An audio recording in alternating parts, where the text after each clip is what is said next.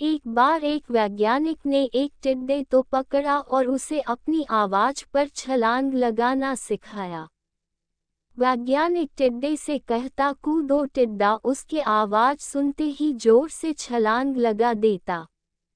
अब वह वैज्ञानिक था तो प्रयोग करना बनता ही था। उन्होंने टिड्डे की छलांग पर प्रयोग किया।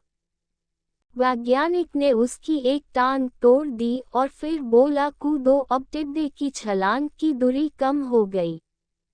वैज्ञानिक ने उसकी दूसरी टांग तोड़ दी और फिर बोला कूदो। टिड्डे की छलांग और कम हो गई।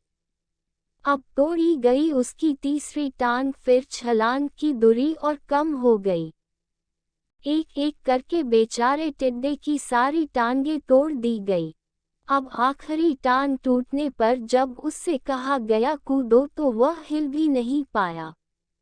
अब वैज्ञानिक ने अपना निष्कर्ष अपनी डायरी में लिखा। जानते हो उसने क्या लिखा? जब टिड्डे की एक टांग तोड़ी गई तो वह थोड़ा बहरा हो गया। जब उसकी दूसरी टांग तोड़ी गई तो वो और बहरा हो गया। हर टांग टूटने के साथ वो और बहरा होता गया। और सारी टांग टूटने के बाद वह बिल्कुल बहरा हो गया। अब जोर जोर से चिल्लाने का भी उस पर कोई असर नहीं हुआ। वो तो अपनी जगह से हिला तक नहीं, छलांग लगाना तो दूर की बात थी। इस कहानी को सुनकर सभी को ऐसा ही लग रहा है ना कि क्या मूर्ख वैज्ञानिक था, इतनी सीधी सी बात उसे समझ में नहीं आई। या कुछ लोग ये भी सोच रहे होंगे कि ये तो किसी बच्चे को भी पता है कि टिड्डे की छलांग उसके टांग टूटने की वजह से कम होती जा रही थी, ना कि वह बहरा हो गया था।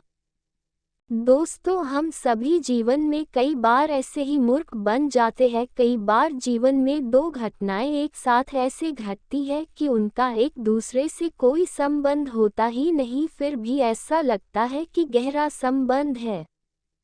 कभी कभी दिखता कुछ और है लेकिन समझ कुछ और आता है और वास्तव में होता कुछ और है।